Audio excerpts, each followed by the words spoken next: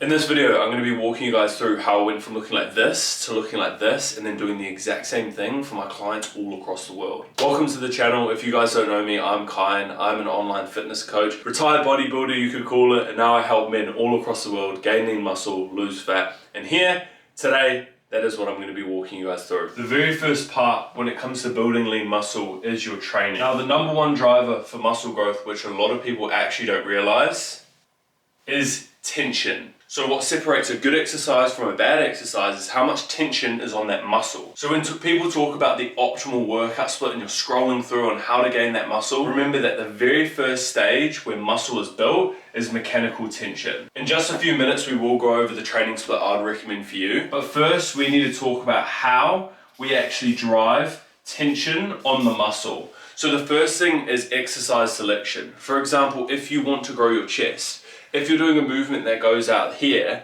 there's not going to be a whole lot of tension on your chest. Why is that? Well, because in order for your chest to get engaged, your chest at the top of the movement, so the top of the concentric, boring science words, your elbows have to be driven together. It's the exact same for a back machine. If you're doing a back machine and you're just throwing the weight around like that, guess what? The back's never going to grow. So there's a couple things we can look at here when it comes to gaining as much tension on the muscle as possible. So the first one would be obviously exercise. Guys, you have to mind where I'm going with this. I'm just putting X. And the second one, and probably the most important one here, and I'm going to put it down as tempo.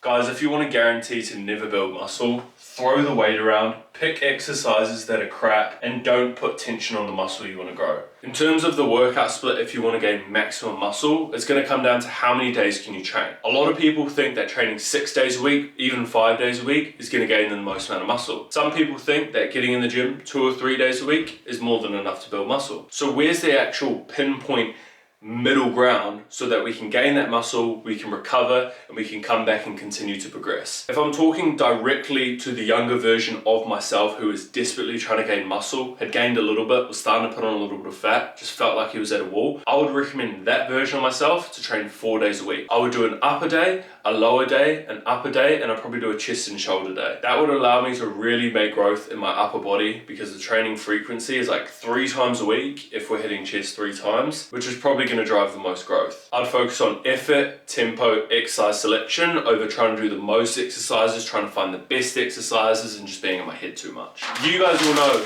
that 80% of your progress is made in the kitchen, and we'll be going into that on number 3. But first, we got to understand that a lot of the progress is also made in the pantry. Supplements. What supplements do you need to be taking in order to maximize your growth? The first one I would recommend you taking, which you're going to hear a lot of mixed signals online about should you take it, should you not take it, the benefits, is it a waste of money? And that's creatine. Creatine is the most studied supplement in my opinion. So when it comes to driving muscle growth, if you want to add some icing on the cake, creatine is going to be a step in the right direction. One thing you guys need to remember is this page here, number 2, means absolutely nothing if you're not doing number 1 right and you're doing number 3 right. That is the most important one, your nutrition, which we'll go over in a second. The second one that you need to have on standby, and if you honestly don't, you're just making your life a whole lot harder, and that is a protein. Making sure you have protein so you can do shakes, you can put it in your cereal, just shake it up in a bottle,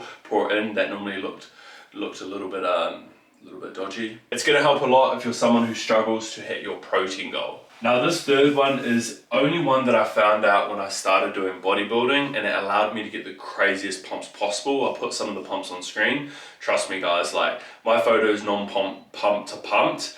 It's night and day, and a lot of that's because of this supplement right here. Now, although this isn't an essential supplement, we also like feeling good in the gym and we like feeling pumped as anything, and that is citrulline. So when you guys buy your pump products online, a lot of the reasoning to why they are actually pump products is because they have a chemical in there called citrulline. Citrulline basically helps push blood flow, and it's going to allow you to get a great pump. We've got creatine, protein, and citrulline. Now, it's time to talk about where 80% of the growth happens. Now guys, if you're not doing these 3 things, then you can completely forget about your muscle building journey because you'll never go past step 1 or where you're at right now. The first one I'm going to go over in a minute. We're then going to go over how you can make it easier on yourself, because if you can't stick to it consistently, then you have no chance. So I'm going to go over my secrets, which help me and all of my clients gain muscle.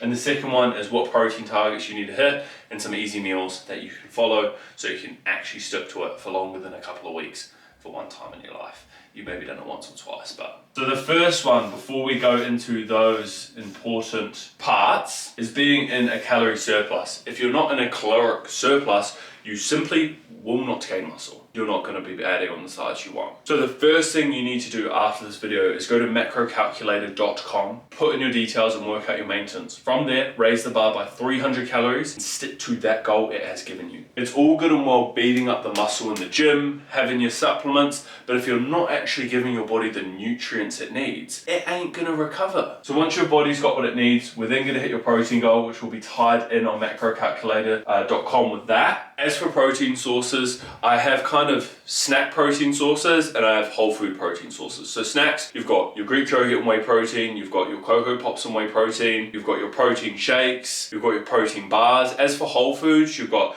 your chicken, your extra lean beef, your steak. Come on guys, you already know that sort of stuff. So in terms of protein, we know the sources, we know the targets because that's tied into that, but how do we actually make this easy? Because if you can't stay consistent with it, well then you literally have no chance. You're going to be going in this revolving circle for years to come. Hopefully we can get you out of that here today. So the first thing is you need to have utensils on standby. Probably thinking utensils, right? Well, guess what? You're not Gordon Ramsay. So chances are after a long day of work or a long day, you don't want to come home and slave over a pan and have to grab this and meal prep that. And like, you don't find that enjoyable. And if you do, then I wish I was you. First thing we're gonna have on standby, guys, an essential. If you don't have this, I had a client message me the other day saying he had it, didn't have it. And I was like, oh my gosh, like welcome, you've now got it. You're in the club. And that is an air fryer. Guys, if you don't have an air fryer, you need to get one. But moving on from just the air fryer as well, it is super, super, super essential if you're looking to actually make progress and be in a caloric surplus that you also have a rice cooker. So damn easy. You can literally cook a week's worth of meals in the air fryer in the rice cooker, and all it takes is probably about 7 minutes to prep. I bet there's someone out there, if they did a week's worth of meal prep, it would probably take you 7 minutes max. Cut the chicken, put the herbs and spices on, wash the rice in the rice cooker, on. That's literally it. Yes, babe, you can come in. Whoa. So, do you have any advice for someone that wants to gain muscle? What would you say to the guys out there that want to gain muscle? Give them some motivation, like, is it worth it? Will they get a girlfriend if they gain muscle? Yeah. Like, girls will like it? Yeah, they will. Sure, you're super motivated. Because I meet you at the gym. I did meet Sarah at the gym. Should we tell them that story? I have to go. Another day. Okay, we'll tell you the story. Drop a comment below if you want to hear the story, and I'll tell you guys the story. See you, babe. You got your rice cooker, you got your air fryer, and the last thing that you need to do is set times in your diary to do things. If you don't set the time, you're not going to do it. A bonus here, because last year when I was competing for my bodybuilding show and the year prior, I really came to a groove with my physique. As you can see, the 2 years prior compared to what I looked like when I was competing was night and day. And I honestly give a lot of that credit, not down to the nutrition training, yes it's a part, but it's down to this one key factor which I overlooked for so damn long. Guys, if you don't have your sleep in check, and you don't have set times where you're actually going to sleep and waking up, you're really going to struggle, because where you build that muscle is in your sleep. That doesn't happen when you're walking around day by day. So yes, you can break down the muscle fibers, you can hit the gym as hard as you want, but if you're not sleeping, you don't have set times where you're going to bed, and you're not having a descent, wind down in the evenings to bring stress down so you can sleep, build muscle. So remember these things. Training, mechanical tension, supplements, creatine, protein, citrulline if you want to be fun with it, and 3, nutrition, surplus, easy utensils, and do not forget your sleep, guys. If you got to the end of this video, I appreciate you a ton. If you've watched this video and you've came this far, then chances are you're going to like this one. In the next video, guys, I will see you.